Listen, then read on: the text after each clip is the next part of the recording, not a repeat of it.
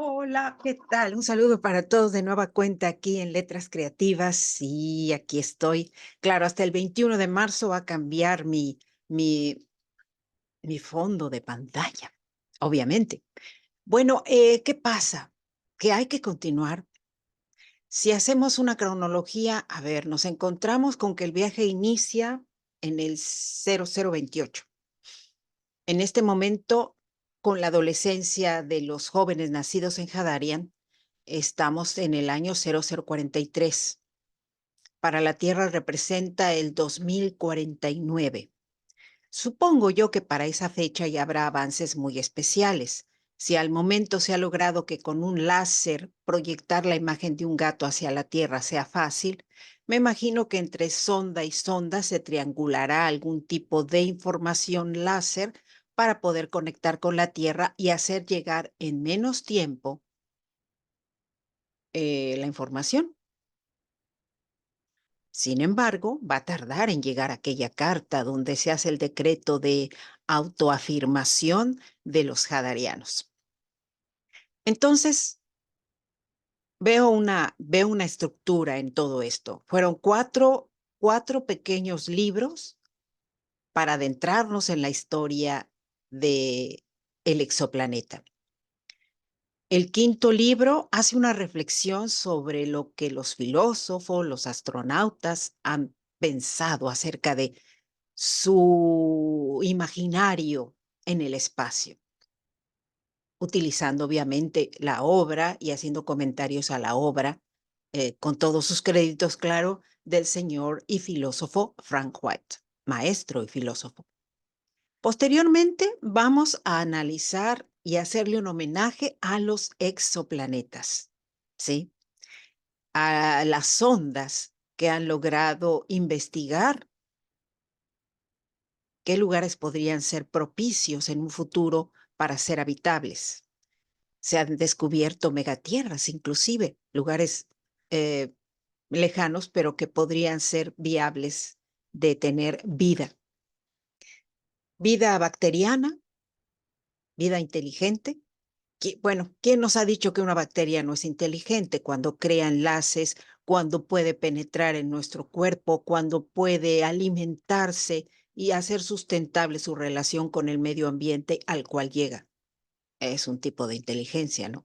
Podrían decir que básica, pero ¿a cuántos no nos cuesta esa parte para poder decir, ah, soy soberanamente sostenible? Mm.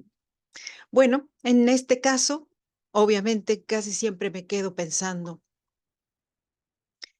que cómo puedo ir de la hipótesis a la realidad. Y es bueno ubicarme en un futuro utópico hasta cierto punto. ¿Por qué? Porque solo así puedo visualizar desde la distancia todo lo que yo quisiera analizar.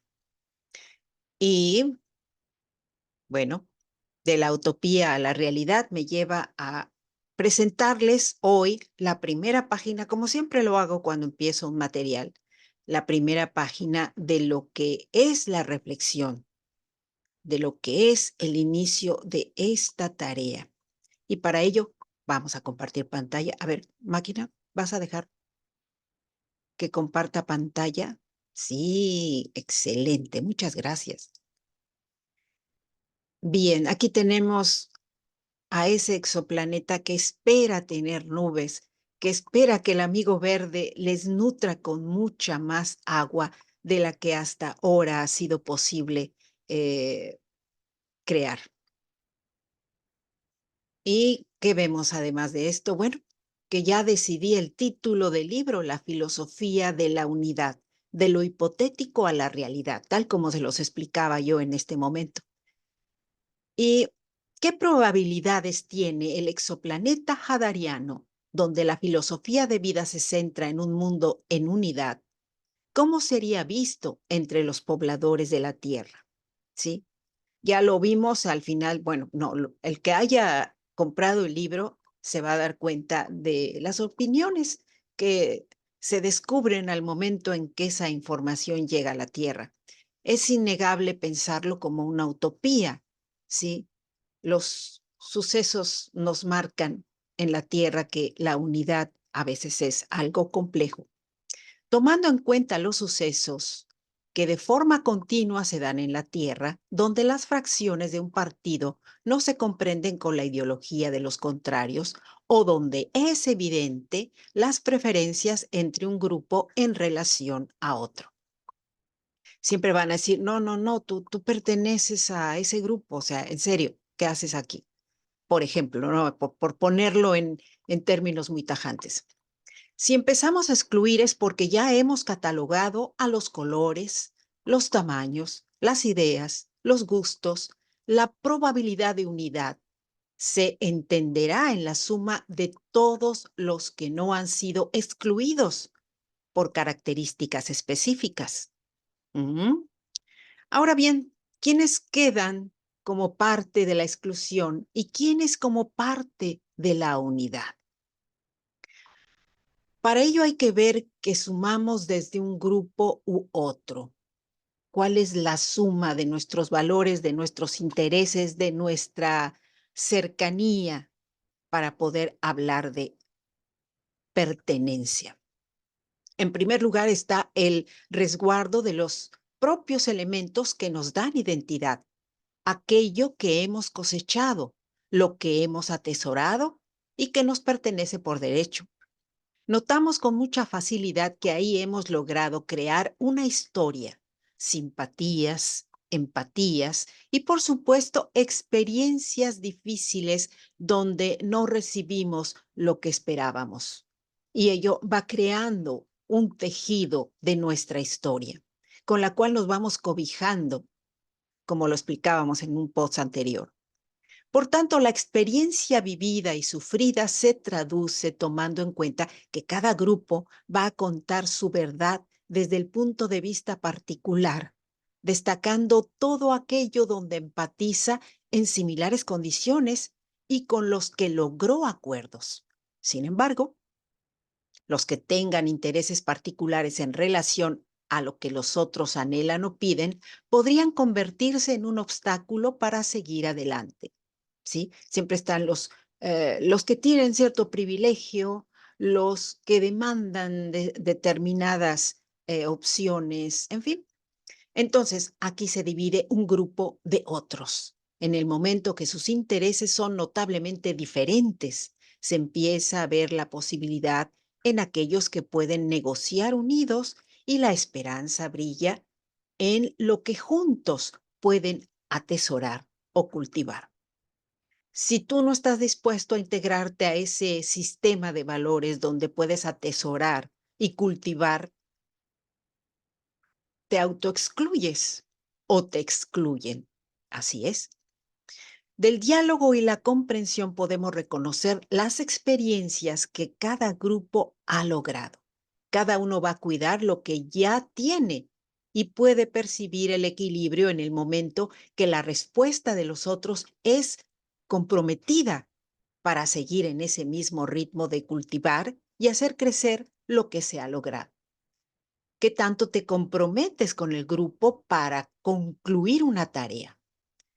En esa medida, puedes lograr un objetivo o puedes hacerte a un lado de él. Regresemos a la revisión de lo que se excluye. Las situaciones donde grandes catástrofes dejaron a un grupo en detrimento de ganancias equitativas. Podríamos imaginarnos que cae un meteorito en Hadarian y de pronto lo que se había cultivado empieza a mermar, o que los movimientos telúricos del amigo verde se acrecientan bajo ciertas circunstancias y la estructura que están armando eh, no tiene funcionalidad. Pero eso mismo lo podemos replicar o contemplar en algunos ejemplos en la Tierra, ¿sí? Dejémoslo por ahí. La especulación y negociación para compartir lo que logró el grupo exitoso en condiciones razonables y en un medio ambiente propicio que impone un acuerdo justo, ¿sí? ¿Hasta qué punto se va a especular y negociar con el grupo que está en riqueza o el grupo que está en condiciones provechosas. ¿Hasta dónde esto podría ser justo o no? ¿Mm? ¿Qué clase de democracia se establece en esos términos? El desafío ante lo incierto como parte del mandato de la mayoría implica avanzar con capacidad de liderazgo. Por tanto, recae en aquel como la capacidad para ordenar los pensamientos de varias personas. Aquel que lidera podría ser, y poner sobre la mesa de discusiones lo que puede validarse, haciendo a un lado todo aquello que no sume acciones que puedan ser replicadas por un grupo y por los demás para lograr el éxito. Entonces, aquí siempre podemos visualizar a el liderazgo de alguien para comandar un grupo. ¿Cómo se elige a ese líder y por qué es necesario en una democracia? Si se supone que la democracia es el pensamiento unido de un grupo que intenta homogeneizar su pensamiento. Bueno, aquel que asiste al grupo para conducir el carro, el avance, el que lleva el orden de cada actividad y su desarrollo. Será el que no se rinda, el resiliente, el que busque alternativas. Imaginemos que la esperanza nos mira desde el futuro hacia el presente. O sea, nos alejamos y volteamos la mirada. En ella está lo que deseamos que suceda, aun cuando sabemos que no tenemos control, que realmente no estamos en el futuro, sino en el presente, vamos creando expectativas, vamos modelando ideas para avanzar. El desarrollo de todo esto implica nuestro esfuerzo para que éste se convierta en el reflejo de lo que anhelamos.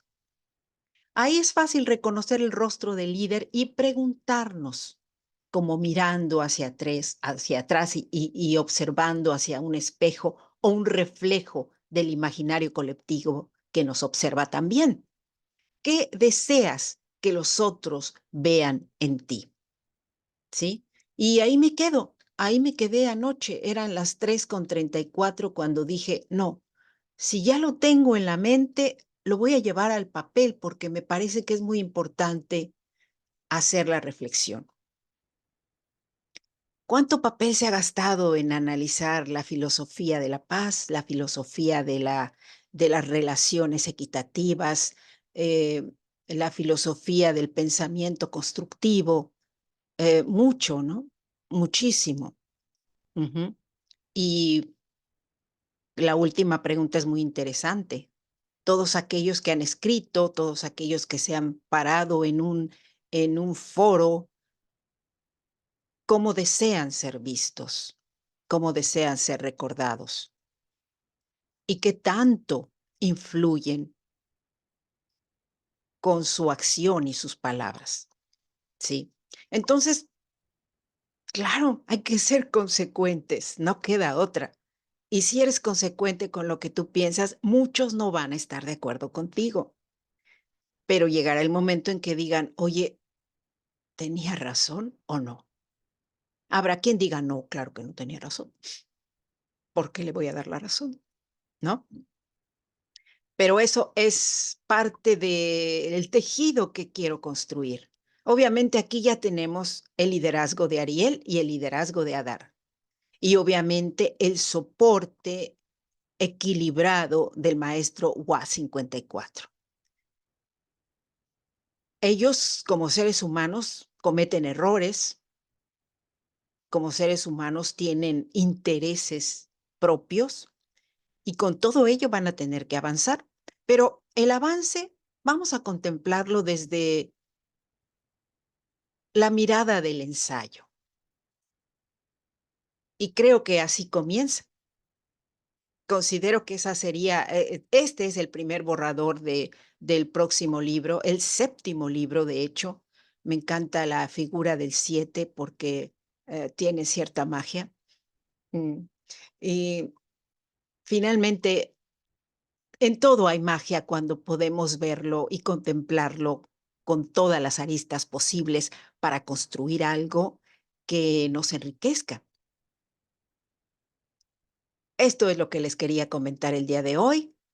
Queda para la reflexión y, por supuesto, solamente esa parte del libro van a tener por ahora. Por lo pronto, yo me despido y claro, invoco a las musas y musos para que esto sea interesante para muchos en el futuro. Y para mí misma, ¿no? O sea, porque creo que en el momento que uno escribe, uno crea una relación con su obra muy, muy, muy empática y a partir de ahí uno se integra en el pensamiento de lo que va escribiendo con el actuar de cada día. Mi saludo para todos. Recuerden, esto es Letras Creativas. Nos vemos en la próxima.